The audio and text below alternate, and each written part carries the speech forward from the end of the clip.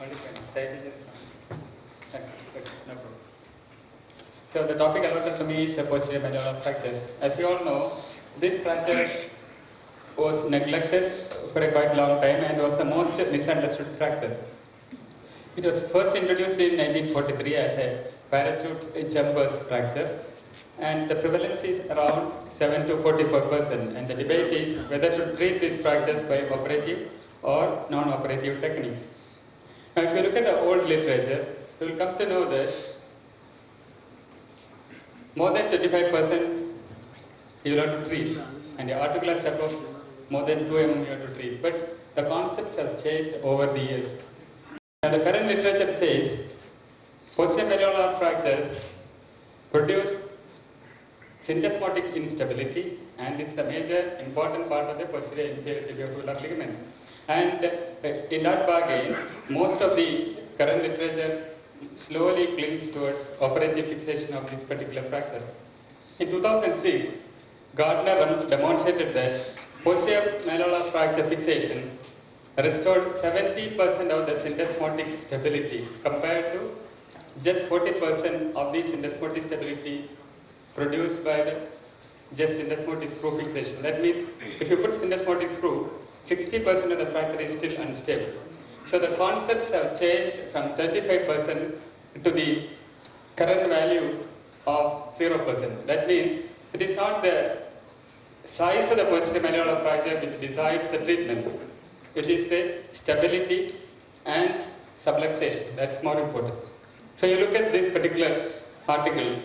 This is published in JBJS in 2006. It is from Japan. And they concluded that it is not the size of the fragment which should decide the indication for surgery. So if you look at the lateral view, you can see a small fragment there.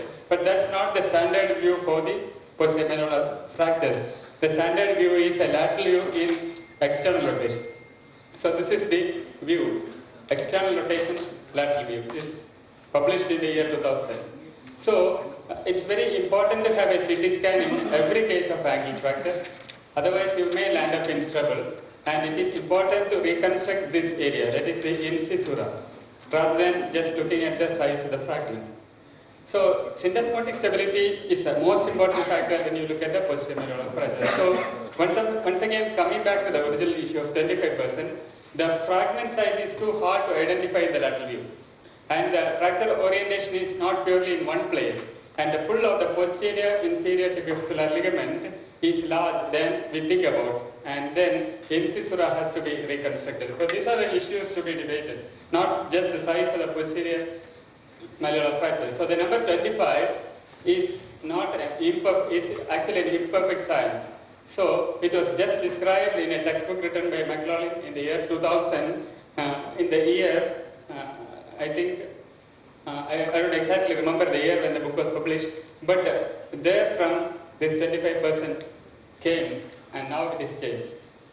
So now the indications are the stability and the posterior translation of the talus, external rotation of the talus. All these are the roles of the posterior malleolus. So articular congruence, even if it is less than 2 mm or the tilt is more than 2 mm, you are likely to produce secondary osteoarthritis. So when the area of the weight transmission is reduced, the incidence of osteoarthritis goes high. So syndesmotic stability is again the most important factor you should focus when you talk about posterior malleolar fractures. So posterior malleolus resists external rotation, it resists posterior displacement, and it allows congruent weight transmission. So this function has to be restored.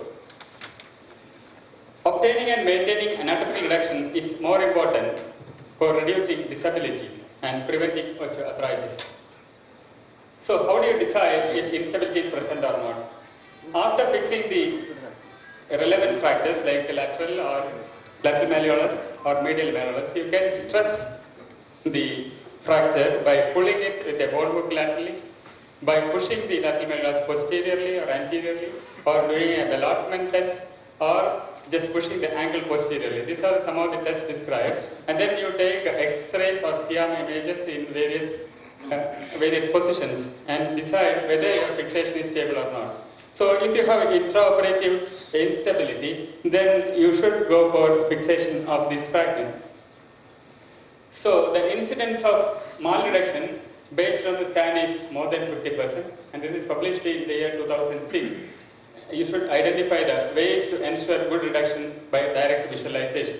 And if you are using intraoperative X-ray, you should take in multiple planes. So this will give an idea regarding how the incisura is reconstructed. So this is the most important area to be reconstructed, and that will finally result in the best stability and also best reconstruction of the posterior inferior tibiofibular ligament. The syndesmotic fixation is not part of this particular presentation, but still, if you produce a syndesmotic fixation, it was thought that it will indirectly fix the posterior malleolus. Now the thinking is the other way around.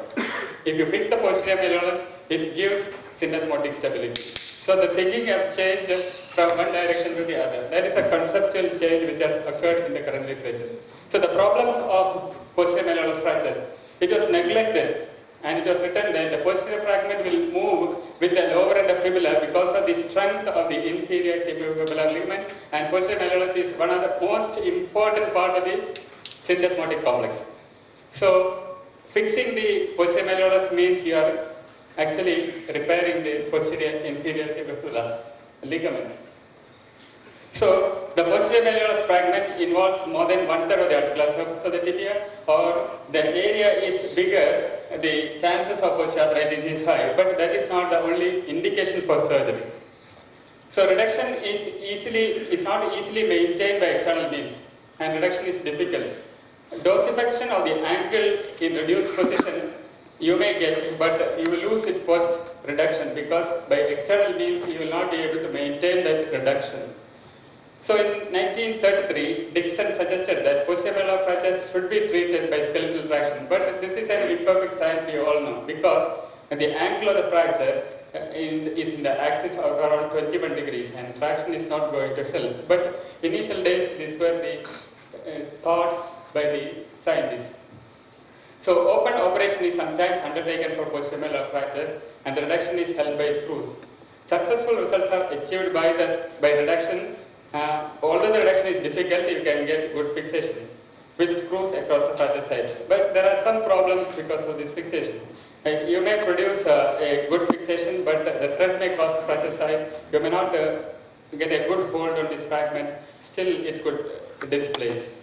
So this is one method of fixation. So after the operation, if you don't produce a good fixation, you immobilize in a POP for a long time, and it is going to cause a lot of problems related to immobilization. So what are the current thoughts? Effect of articular incongruity is directly proportional to the incidence of osteoarthritis.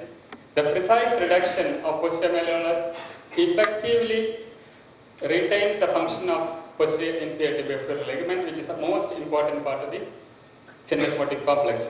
So it is the syndesmotic stability that is more important. This fracture pattern may involve significant portion of the articular cartilage, and then surgical reconstruction is a must. So to provide further evidence, in 1977, Daniel retrospectively compared the outcome of posterior malleolar fractures and finally concluded that direct visualization and reduction by the surgeon to greater screw purchase and the osseous fragment has to be fixed with a good stability to give the good biomechanical and functional outcome.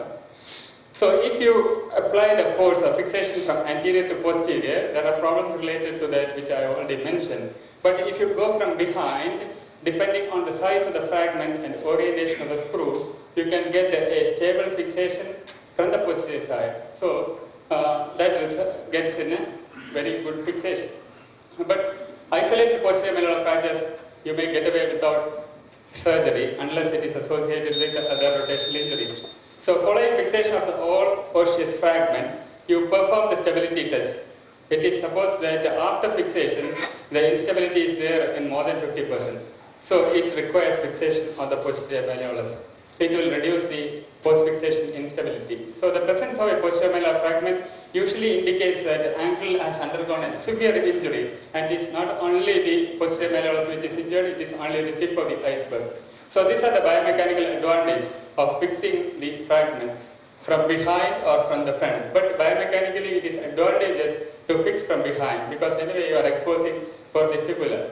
So over the years, many surgeons have shied away from open approach because from the anterior side you can do a minimally invasive approach, but the most important biomechanical stable fixation can be obtained only from behind. So after reducing the fracture, place temporary fixation, use an under-contoured 1/3 tubular plate or a small plate. Use an anti-gate plate. Under-contoured plate is that it will push the posterior fragment into the body of the tibia and the fracture apex. But if you use a bulky pre-contoured plate, do not provide reduction even in a simple fracture. So this is one thing you have to remember. So one problem with this is when you use a posterior plating, the surgeon must be aware that an under-contoured plate can cause fragment to displace distally if you don't fix it temporarily. So what you do is you just expose the fragment, fix it temporarily, then you use a under-contoured plate, and then you get the best possible fixation of the posterior malleolus.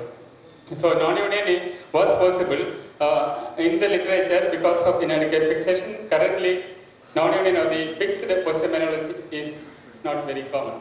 So recently, normal anatomical mortise restoration by posterior malleolar fixation is the current thought. So this is one patient where the posterior malleolus was fixed from behind with the lateral malleolus. So these are other cases. I am not going to the pylon fracture with a posterior malleolus variant because it's a huge topic which has to be discussed separately. So to conclude, the reported incidence is around 50%, the posterior malleolus fractures. And in 20% of the pylon fractures, you get a pylon variant with a posterior malleolus fracture. This aspect I have not discussed because of the time constraints. CT is a must. Posterior malleolus or posterior malleolar variant has to be separately discussed. And then it occurs in all fracture patterns when it is a pylon fracture. And it's more in older and diabetic osteoporosis. And when the patient is diabetic, you have to take special care to avoid neuropathic joint, and the outcome may not be very good. Thank you for patient listening.